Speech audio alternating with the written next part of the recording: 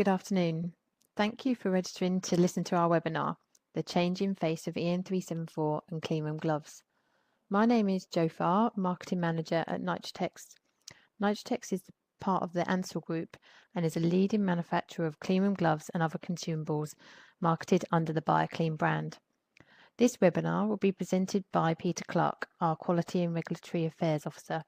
He will provide you with a clear understanding of the changes to the EN374 standard, providing an explanation of each change, a review of the new testing requirements, and how these changes will affect the labelling and marking on cleanroom glove packaging. There will be a Q&A session at the end of the presentation, and we will endeavour to answer as many as possible during the session. If we're unable to answer any questions immediately, we will reply to you directly after the event. There will also be a fact sheet summary guide with all the details of the changes available to download after the event, and this will be sent to you directly. So we hope you enjoy the webinar, and over to you, Peter. All right. Good afternoon and welcome to this Nitrotex BioClean webinar, where I shall be looking at the changes to EN374 2016 and their effect on cleanroom gloves. The various parts have been released at different dates, but for simplicity I may refer to them collectively as the 2016 standard. The last major update to the standard was in 2003, since when a lot of experience has been gained and a few shortcomings have been identified. To start with, we'll just take a look at the structure of the standard and we'll delve into more detail later on. In 2003, the main title of the standards was Protective Gloves Against Chemicals and Microorganisms. In 2016, this has changed to Protective Gloves Against Dangerous Chemicals and Microorganisms. The only change is the addition of the word dangerous.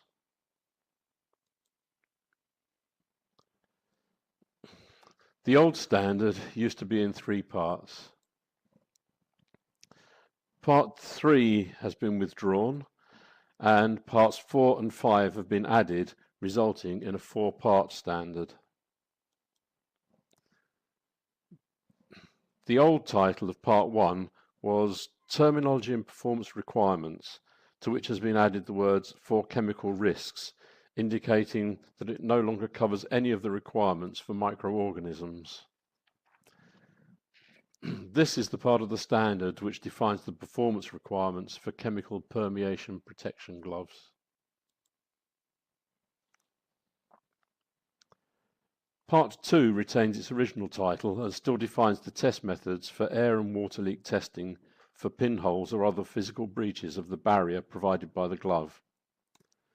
Because the detection of pinholes against specified AQL is a production control measure, it wasn't right that the claimed AQL should be part of the type examination for the CE marking process. This is because the AQL is assessed on a batch-by-batch basis at the time of manufacture and cannot be determined by any notified body carrying out type examination certification. However, the required performance levels are still quoted in the standard. As mentioned earlier, Part 3 has been withdrawn and superseded. It has been replaced by EN17523, the determination of material resistance to permeation by chemicals.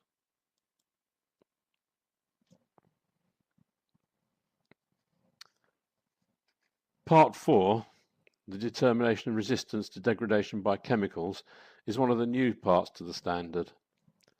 It acknowledges that protection depends upon more than resistance to penetration and permeation, because exposure to chemicals may degrade and physically weaken the glove, increasing the likelihood of breakage, for example.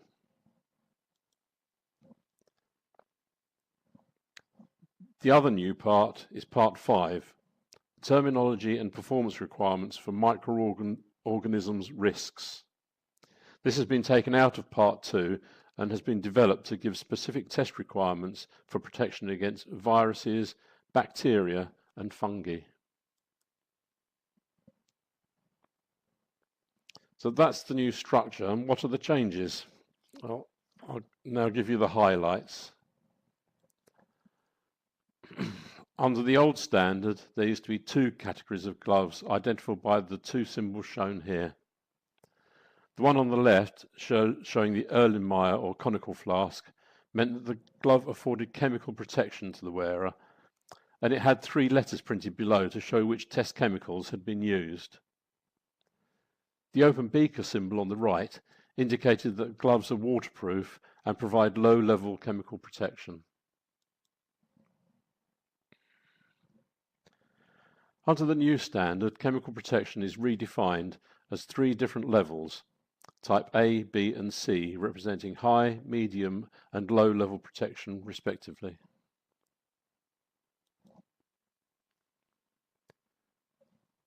Glove degradation now has to be tested.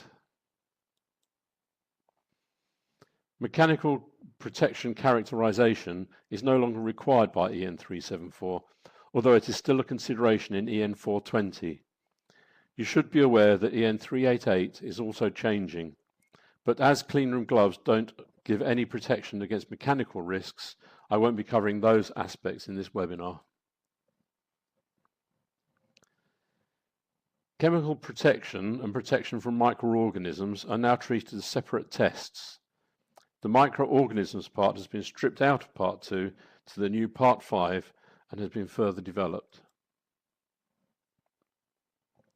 AQLs for pinholes are still defined as performance levels, but it is now recognized that the execution of AQL testing can be prescribed in the standard as a requirement during production. However, the tests cannot be applied meaningfully as part of the type examination process. For the purposes of type examination, 1 pair of each size of glove will be tested for air and water leaks. And finally, the permeation test method has been moved from the 374 series so that it can be used in the testing of any protective garment. Up until now, the glove permeation standard has been used for testing protective coveralls. We'll now look at the changes in a bit more detail, starting with Part 1, which is terminology and performance requirements. Part 1 still defines the basic requirements for performance, but there are some significant changes required by the 2016 standard. Permeation testing still requires that there are 3 samples cut from the palm of the glove.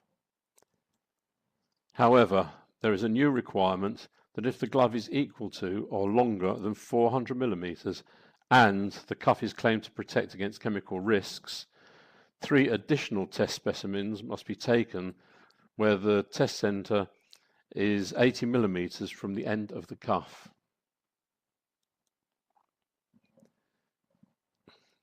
You'll remember that the old standard has a list of 12 chemicals for permeation testing. And in the new standard, the list has been expanded by the addition of 6 more chemicals.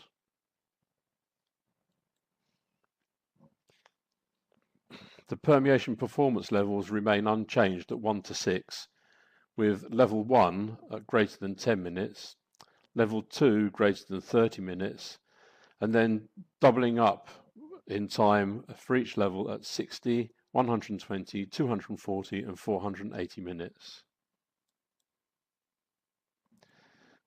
Now we come to the big change in Part 1. Gloves are separated into 3 types based on permeation performance. They're designated as Type A, Type B and Type C.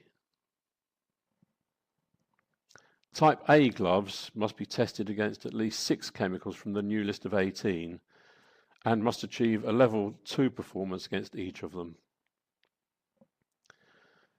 Any Type A glove must use the marking seen here on the right.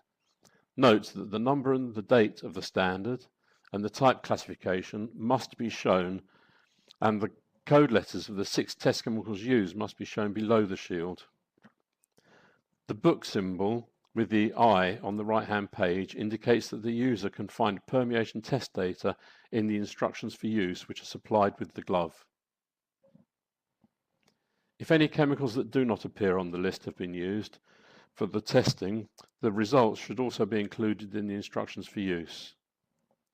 The iBook marking is an integral part of the pictogram and it should not be omitted.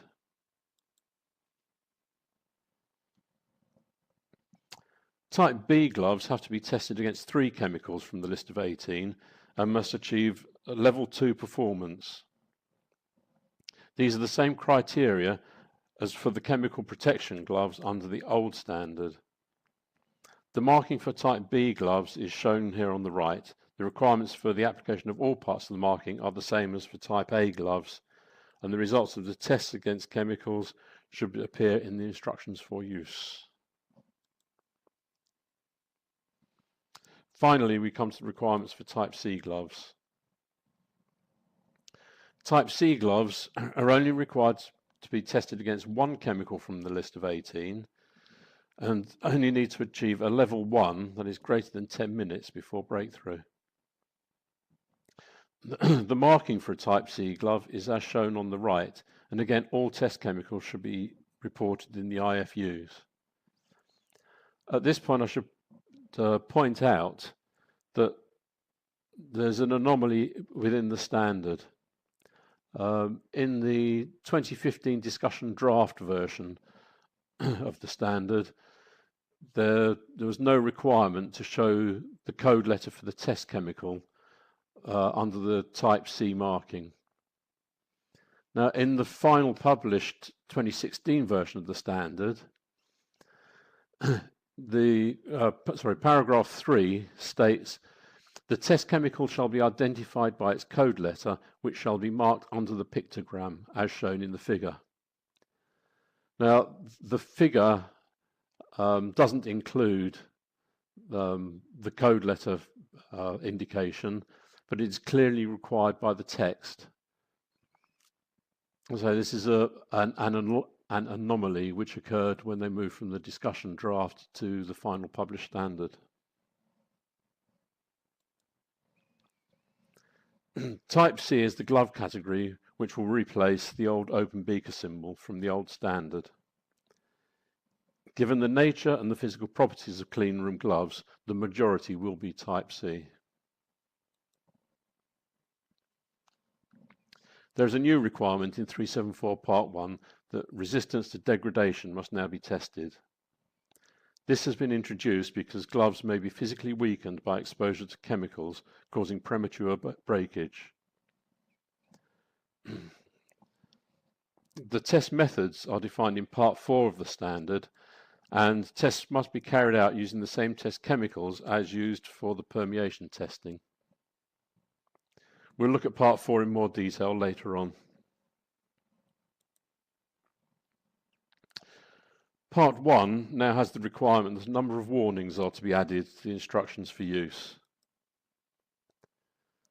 I don't intend to go through them all in detail, but we'll summarize them as being common sense statements which should help to form the user's expectations of the glove performance and use. From the regulation point of view, these are all caveat emptor statements. In other words, let the buyer beware.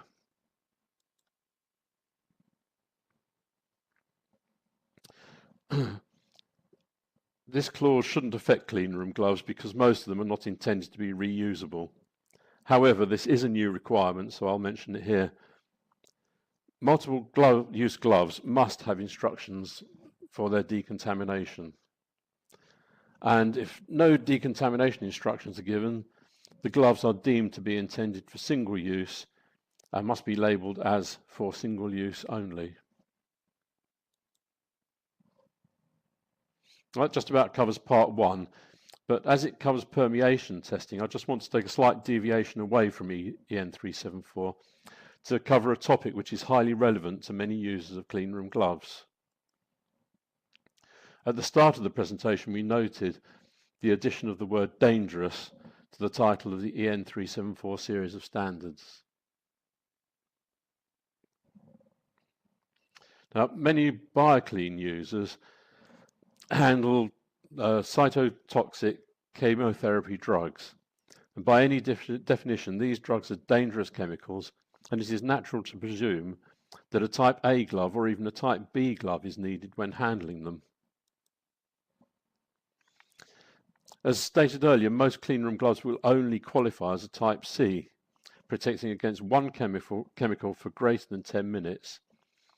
And no single one of the 18 chemicals listed in the cleanroom that the cleanroom gloves are likely to pass against realistically replicates a chemotherapy drug mixture. So where does that leave us with protection against dangerous cytotoxic chemotherapy drugs? Does a Type C glove afford adequate protection? I think the answer to that has to be, if you're lucky, it will. However, it is possible to make sure that it will. There's an American standard which has been developed specifically for the evaluation of chemotherapy protection gloves. It's known as ASTM D6978, and it acknowledges that the particular risks associated with these very nasty chemical compounds by varying 4 different aspects of the standard glove permeation testing. Now, EN374 specifies that samples for testing must be taken from the palm of the glove. ASTM D6978 specifies that the samples must come from the thinnest part of the glove. The permeation rate is directly related to the thickness of the material under test, and the palm is rarely, if ever, the thinnest part.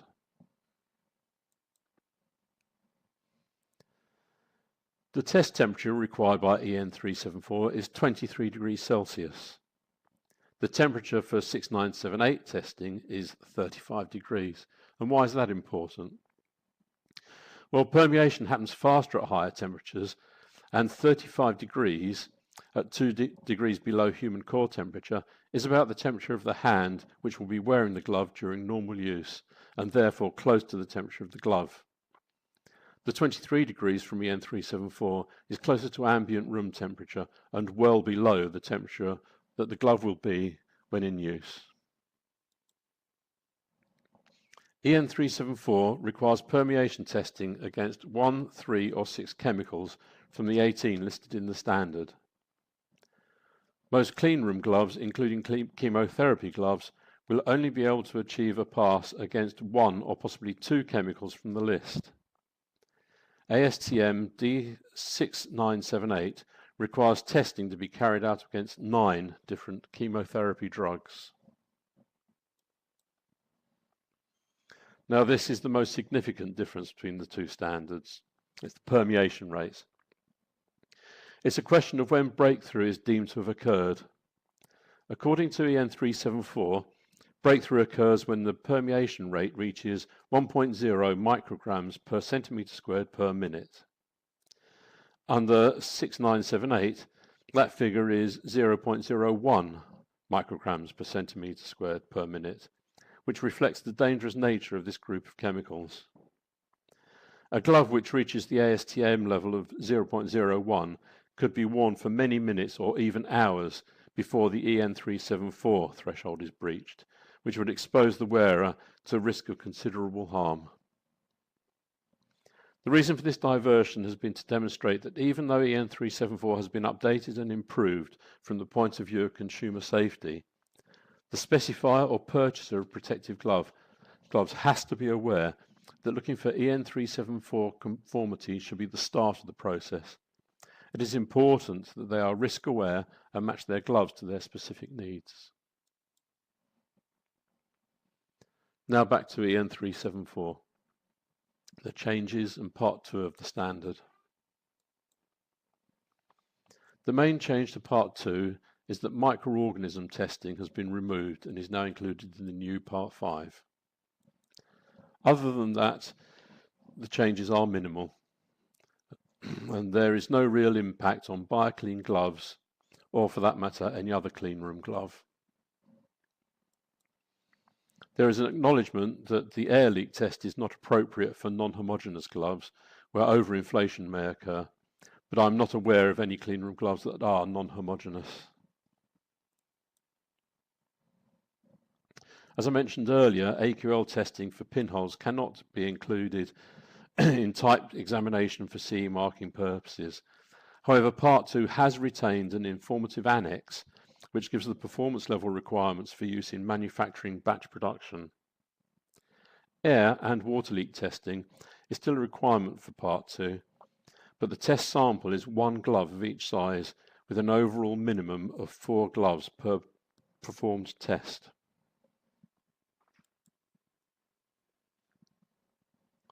Now moving on to Part 3. Well, Part 3 is no more. It's been replaced by EN17523 Part 1 as a tidying up exercise. EN374 Part 3 was being used as a generic chemical permeation test method for other personal protective equipment. So, for example, PPE coveralls were being tested to a glove standard. The scope of 15623 Part 1 covers protective clothing, gloves and footwear, and it applies to liquid chemicals in continuous contact with PPE. Please note that this is a test method only. The performance requirements are still defined in EN374 Part 1. Again, just for completeness, I should inform you that 15623 has a Part 2, which covers testing with gaseous chemicals in constant contact, and it has the same scope as Part 1.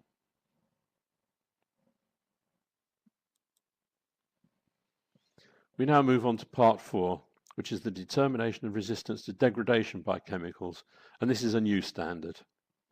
Exposure to chemicals will cause the physical properties of the glove under test to deteriorate. Therefore, they will puncture, tear, or abrade more easily. This new standard attempts to measure material degradation by measuring the change in puncture resistance before and after exposure to challenge chemicals, and is applicable to gloves made of natural or synthetic polymers. During the test, 6 samples, 20 mm diameter, are cut from each of 3 gloves.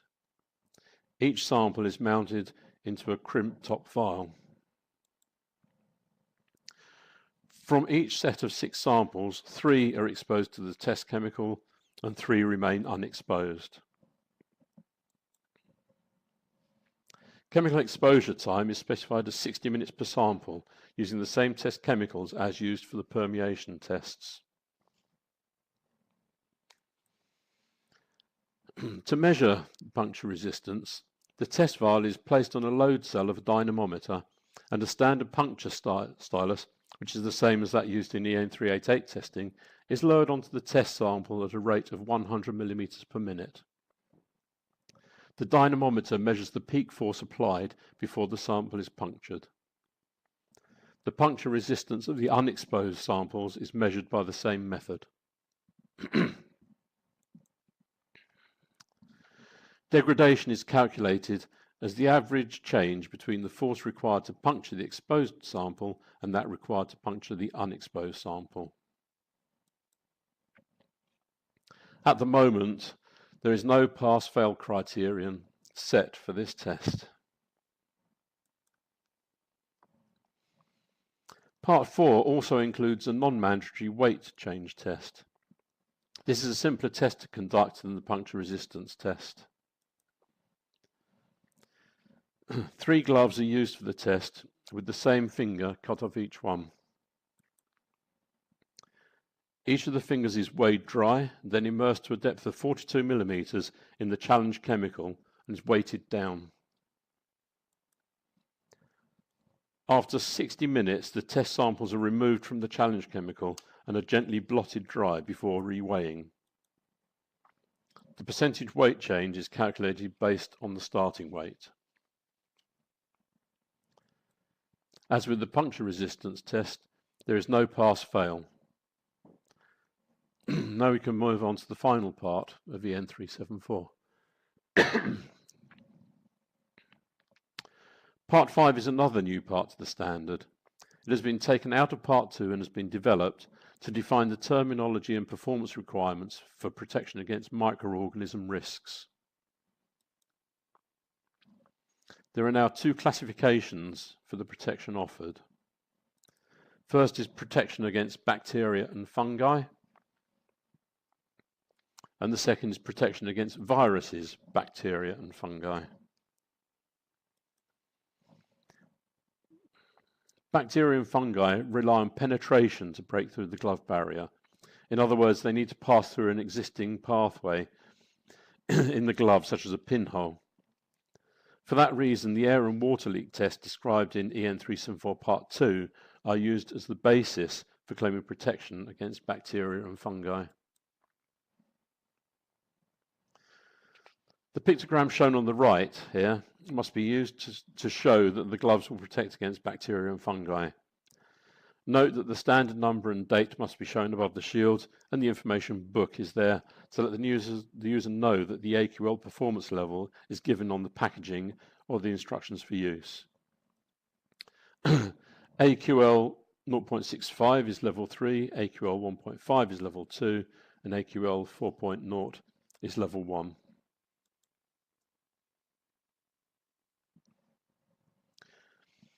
Because Part 5 deals with protection against viruses, bacteria and fungi, it has to be made clear that bacteria and fungi gloves will not protect against viruses. So a warning to that effect has to be given. There also has to be a tested under laboratory conditions warning. The remaining section of Part 5 concerns protection against viruses as well as bacteria and fungi. Testing for protection against bacteria and fungi is by the application of 374-2, as we've already discussed. For the viruses, another test standard, ISO 16604, is used. I explained that bacteria and fungi transfer by penetration through existing pinholes, while viruses are so small that they can transfer via permeation. As 16604 is a permeation test, additional samples are required for gloves that are 400 millimeters long or longer and where the cuff is intended to offer protection.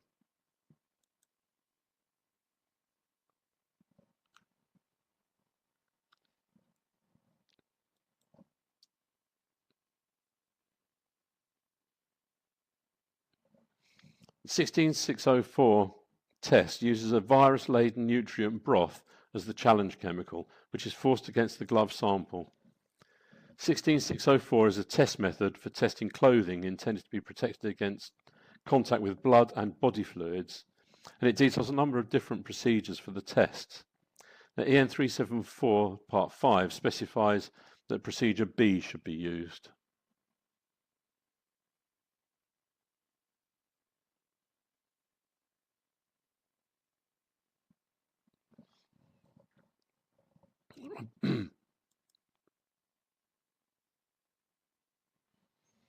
Because the gloves are elastomeric, the pressure applied during the test could cause the test samples to stretch, thinning out the material. This would give a false result, so a supporting mesh is included in the test setup to prevent ballooning.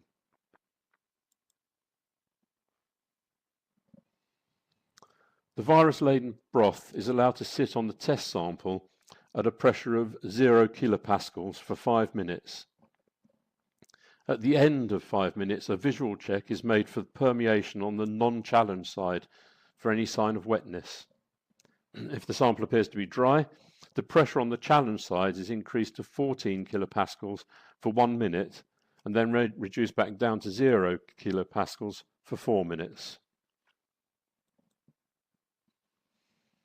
The non-challenge side of the sample is washed with the sterile nutrient broth, which is then cultured to grow any organisms present. The detection of any permeation, either visually or through the assay, constitutes a test failure. If there is no permeation, the glove can be claimed to protect against viruses, bacteria and fungi, and the pictogram on the right can be used. This is the same as the bacteria and fungi pictogram with the addition of the word virus beneath. So in summary, chemical protection is redefined as types A, B and C, representing high, medium and low protection respectively. The permeation test method is now covered by a new universal standard, EN17523. Glove degradation now has to be tested, even though there is no pass-fail criteria set. Pinhole AQLs are removed from type examination testing. Now, one glove per size is air and water leak tested with a minimum total of 4 gloves tested. And protection from microorganisms is now treated as a separate test with 2 levels of protection: bacteria and fungi, or viruses, bacteria and fungi. Having talked through the changes, there are just a couple more things I want to cover before I throw the floor open for questions. I think the big question is, how do the changes to EN374 affect our cleanroom gloves? I can't obviously speak for other manufacturers, but if you are a user of BioClean cleanroom gloves, I can state categorically there will be no changes to the gloves themselves. They will be produced on the same dipping lines using the same formula materials, the same cleanroom processing, same packaging materials, same everything. The only changes that you will see are in the labeling and the instructions for use, which means that any BioClean gloves which you have qualified for use in your facilities should need little adjustment to SOPs and goods in checks for continued use. And I think the final thing to talk about now is, when is this all going to happen? Following on from the last slide, any issues about our customers having to adjust SOPs, goods received instructions, documentation, etc., I can say that through our change control process, we will be sending out emails to give advance warning and specific details about labeling changes. The majority of our BioClean gloves are CE marked under the European PPE directive. Now, many of you will be aware that the PPE directive is being replaced by the European PPE regulation, and it is that changeover which is driving our timeline. We cannot certify to the new regulation until it becomes applicable on the 21st of April 2018. Now, we could start relabeling for EN374 before that date, but it would mean changing again to comply with the regulation in April. There is a 1-year transition period for implementation of the new regulation, which ends 21st of April 2019. We are aiming to have all of the labelling changed over before that date, but there is always the caveat that any products labelled under the old PPE directive will be shipped out first. This means that there is no date that can be given for a clean breakpoint. Products which are CE marked under the old PPE directive, which are already in the supply chain at the end of the transition period on 21st of April 2019, will still be allowed to be sold until October 2023, expiry dates permitting. So if you are a distributor of BioClean products, you shouldn't need to worry about being left with redundant stock. Now, there's only one thing left to do, and that's to thank you for attending and ask, are there any questions? Well, now that we enter into the question time part of the webinar, can I just remind you, if you wish to submit a question, you need to do it in writing. If you could type any questions you have into the box at the bottom of your screen, and we'll handle them as they come in. Okay, we've got one question has come in about the extra 6 chemicals. Why have the extra 6 been added, and are they more aggressive than the existing 12? The answer to that is that they're not more aggressive than the existing 12 chemicals. They've just been added to give a broader spectrum of chemicals available for test, which reflect those that are used in industry. I've had another question in regarding other clean room garments such as shoe covers and booties. Unfortunately, I don't have that information to hand. This is essentially about EN374 and Cleanroom gloves. I'm sure if you would like to send an email in, we can let you know the standards which are applicable for ISO Class 5 environments. Another question, is the EN standard applicable worldwide? Well, the answer to that is that 374 is actually an ISO standard. The EN prefix indicates that it's been adopted as a Euro norm for use within Europe, but as it is an ISO standard, essentially it means it is applicable throughout the world.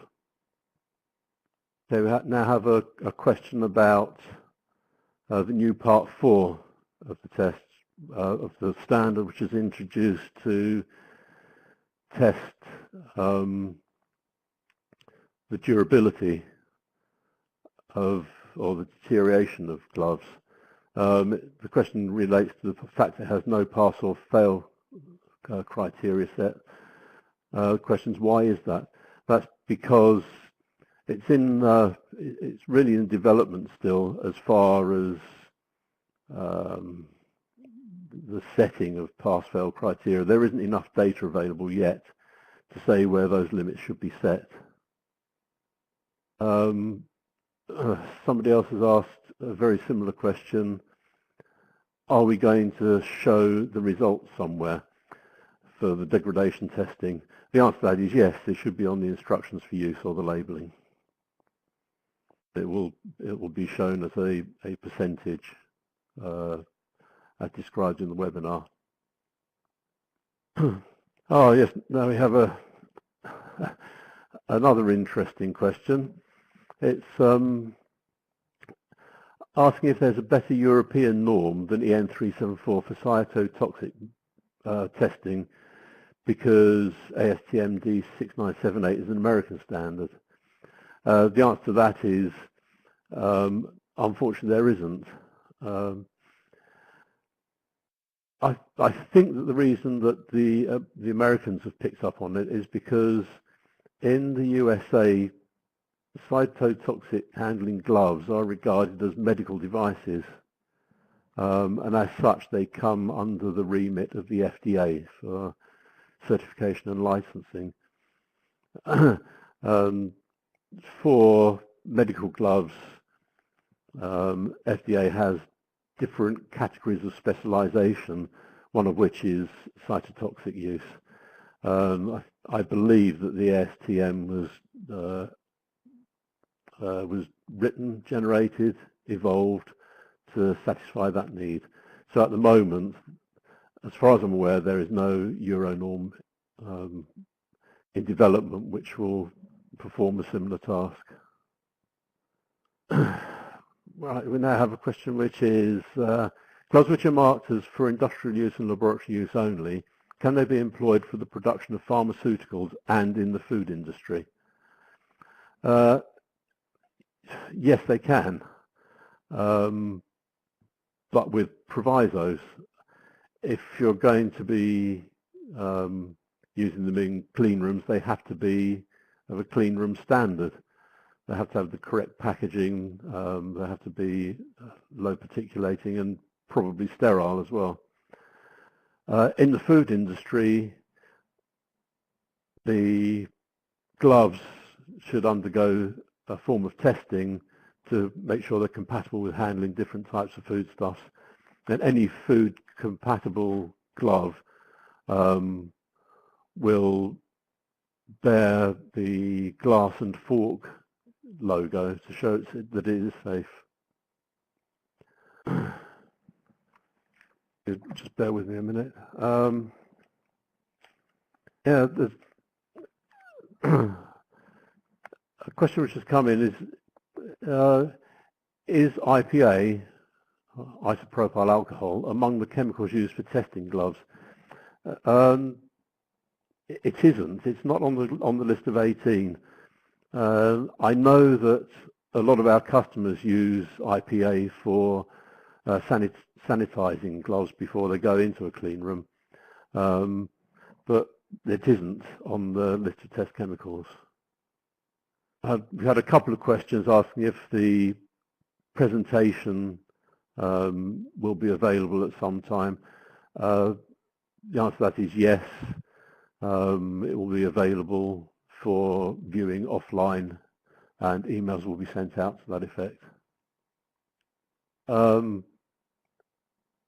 There's another question related to the ASTM,